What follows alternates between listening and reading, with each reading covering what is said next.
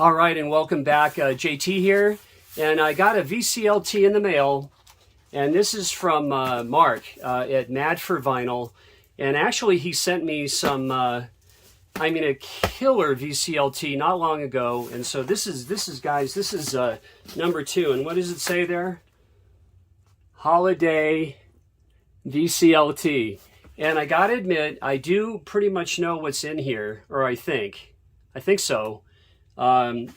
We talked, and Mark is a great guy, you guys. If you don't know, if you haven't subscribed, please subscribe to Mad for Vinyl, and he is in upstate New York. That's all I'm going to say.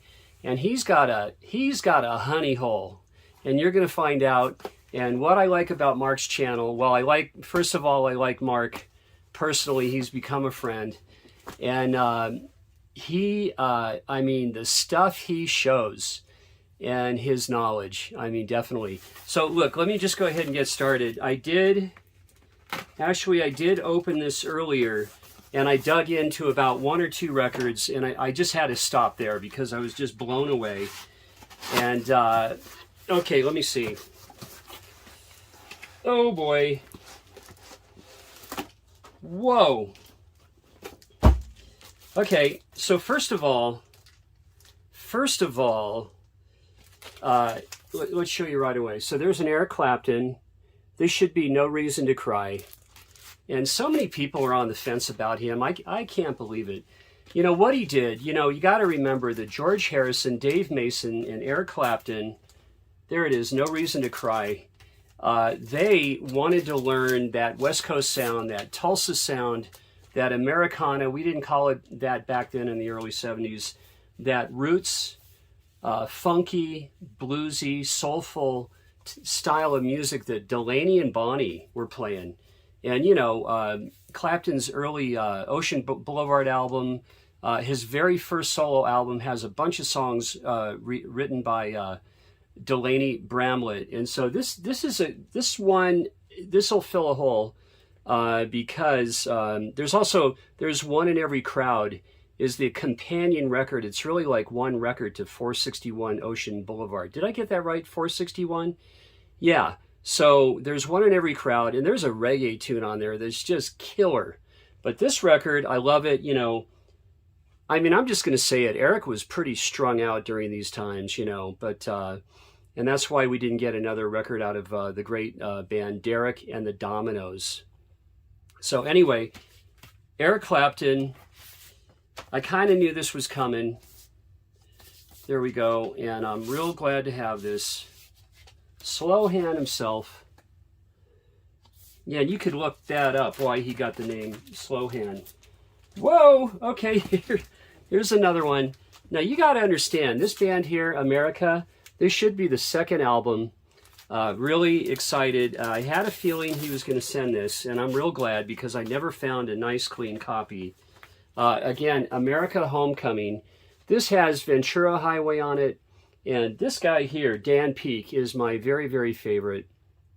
And, George Martin produced all this stuff, guys, and they recorded at Abbey Road Studios. When they were in L.A., Bad Orphan Rodney was signed by Ahmet Ertegun, and they were recording, and these boys took their studio time because they had their very, very, very big first record happening, and John Badorf mentions that every now and then. He's still performing and touring. So anyway, America, oh my gosh, look at this. There's a Ella. Oh man, he knows that I'm real big on Ella, especially as of late. Look at this, an Ella 7-inch. Look, I'm not gonna take it out just yet. There we go, Ella, and this is Songs in a Mellow Mood with Ellis Larkins at the piano. And I think he also knew I really like to hear these jazz singers in a stripped down stylings of a trio or a quartet. Love it. Oh, look at this. Look at this, Steve Miller Band 5. Killer. The first 5, actually for me, even through the Joker, I really like the Joker as well. But, no way. He's blowing my mind. I'll show you what I saw inside here. So this is Steve Miller, number 5. And there's Stevie Guitar Miller right there. This is pretty exciting. I mean, you got Good Morning, I Love You, Going to the Country. I mean, Going to Mexico. You've got Jackson Kent Blues. That's just absolutely killer. You know, his mentor is Johnny Guitar Watson. And, man, look at this. Steve Miller. And he even puts him in his in the MoFi sleeves. I got to get me some of those. This is such a great album. And here's the gatefold. And look what was in here. Buffalo Springfield on Atco. And this is just killer. And I'm a huge Stephen Stills fan. And he wrote Rock and Roll Woman. And if you don't know it, give a listen to Rock and Roll Woman. And Stephen Stills is one of the finest vocalists. He has such a warm texture to his vocals. I'm so stoked to have this. I could care less about that little writing there. Look at this. This is a white label promo.